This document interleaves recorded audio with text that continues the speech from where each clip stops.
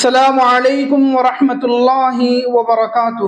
آئیے آج ہم بات کرتے ہیں سلمان صاحب HYC اسی طرح مولانا صاحب کی تقریر پر کہ تمام دوسری مسجدوں کے وہ مسجد کے بھی دوسری مسجدوں کے اماموں کو مؤذنوں کو دعوت دیا ظہر کی نماز میں یا کوئی ایک نماز میں۔ اب سارے مؤذنین امام حضرات کیا کیے؟ اب اس کی دعوت پر مسجد میں لبیک بول کے چلے گئے۔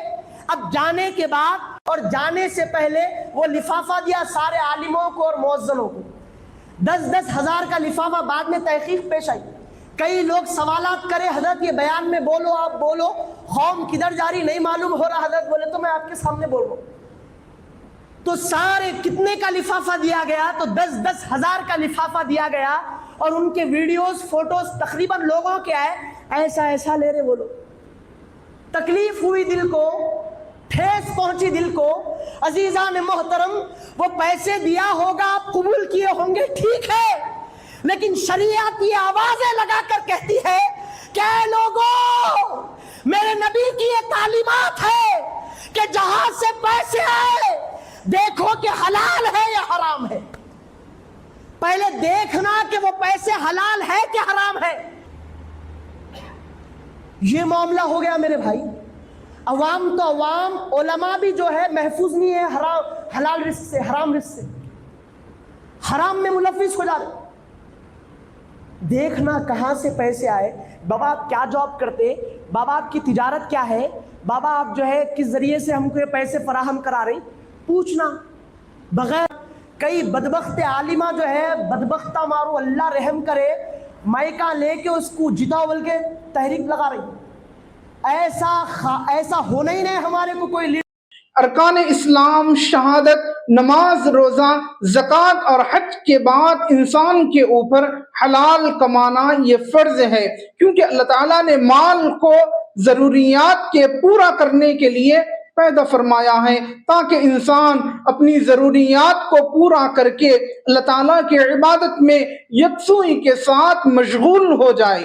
مال کمانا یہ اصل مقصد نہیں ہے، بلکہ اللہ تعالیٰ کی عبادت یکسوئی کے ساتھ کرنا یہ اصل مقصد ہے۔ اللہ تعالیٰ ارشاد فرماتے ہیں پارے 30 سورۃ النبأ میں، وَجَعَلْنَا النَّهَارَ مَعَاشًا، کہ ہم نے دن کو کمائی کے لیے بنایا ہے۔ اسی طرح سورۃ الجمعہ پارے 28 میں اللہ تعالیٰ ارشاد فرماتے ہیں فَإِذَا قُضِيَتِ الصَّلَاةُ فَانْتَشِرُوا فِي الْأَرْضِ وَابْتَغُوا مِنْ فَضْلِ اللَّهِ، جب نماز ہو جائے تو تم زمین میں پھیل جاؤ اور اللہ تعالیٰ کے فضل کو، مال کو تلاش کرو۔ حضرت انس رضی اللہ تعالیٰ عنہ فرماتے ہیں، رحمت دو عالم صلی اللہ علیہ وسلم نے فرمایا انسان کے اوپر حلال کمانا واجب ہے۔ اسی طرح حضرت عبداللہ ابن مسعود رضی اللہ تعالیٰ عنہ فرماتے ہیں، رحمت دو عالم صلی اللہ علیہ وسلم نے فرمایا فرائض کے بعد حلال کمانا انسان پر ایک فرض ہے۔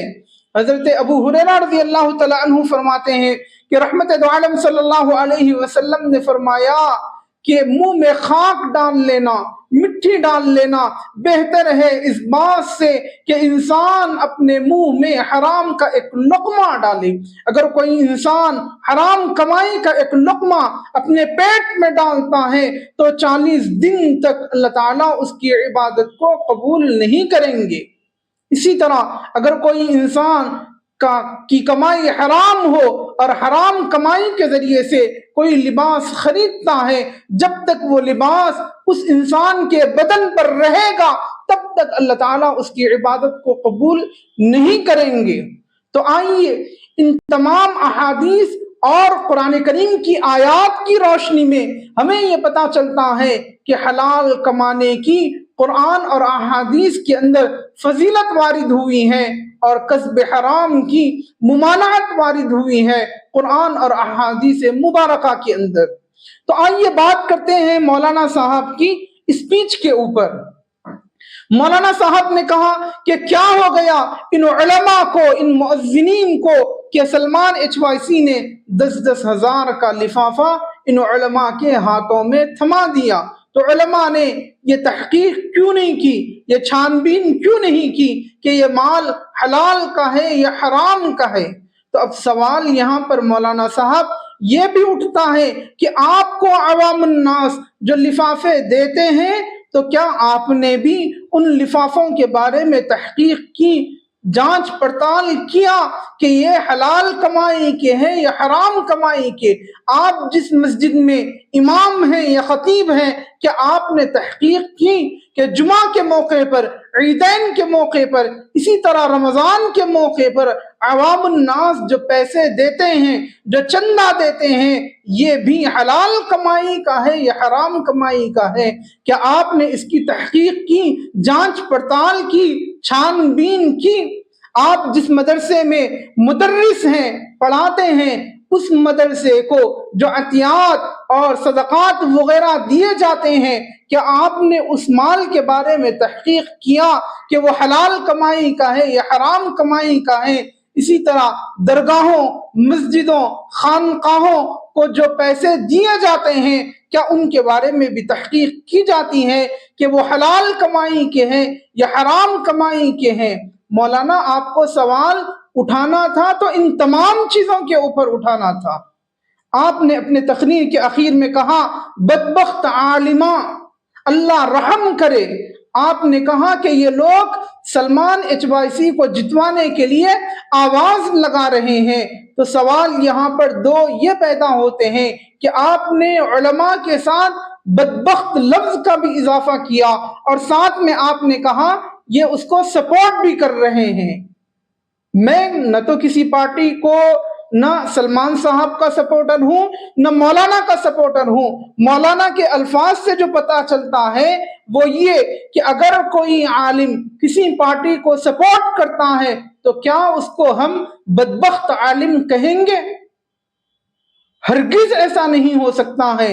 ہم نے اپنے اکابرین کو، بڑوں کو دیکھا ہے الیکشن کے موقع پر، نہ تو یہ قرآن کے خلاف ہے نہ تو احادیث کے خلاف ہے، یہ اس کا اپنا رائٹ ہے، رائٹ ٹو ووٹ، کہ رائٹ ٹو سپورٹ۔ وہ کسی بھی پارٹی کو سپورٹ کر سکتا ہے، یہ اس کا اپنا فیصلہ ہے۔ اس طرح اگر کوئی عالم کسی پارٹی کو سپورٹ کرتا ہے تو ہم اس کو بدبخت کہیں، نہ تو یہ اس کا آپ کو اختیار ہے، نہ مجھے اختیار ہے، نہ کسی تھرڈ پرسن کو اس کو اختیار ہے، بلکہ ہم ایک ڈیموکریٹک کنٹری میں رہتے ہیں، یہ اس کا اپنا اختیار ہے، اور یہ اختیار بھی نہ تو قرآن کے خلاف ہے اور نہ احادیث کے خلاف ہے۔ شرعاً اس کے اندر کوئی ممانعت نہیں ہے۔ رہی بات حلال کمائی کی، تو قرآن کے اندر حلال کمائی کی فضیلت اور حرام کمائی کی ممانعت وارد ہوئی ہے کہ ہم ان چیزوں کو مسجدوں سے باہر ڈسکس کریں، ان چیزوں کو مساجد اور مدارس کے اندر ڈسکس نہ کریں۔ زیادہ بہتر یہی ہوتا ہے کہ اگر کوئی عالم کسی پارٹی کو سپورٹ کرتا ہے تو وہ مسجد کے ممبر و محراب کو استعمال کرنے کے بجائے وہ بازار کو یا کسی اور پلیس کو سلیکٹ کرے جہاں سے وہ کسی بھی پارٹی کے حق میں سپورٹ کر سکتا ہے، لیکن خدا را مسجد کے ممبر و محراب کو ان تمام سیاسی چیزوں سے پاک رکھنا چاہیے۔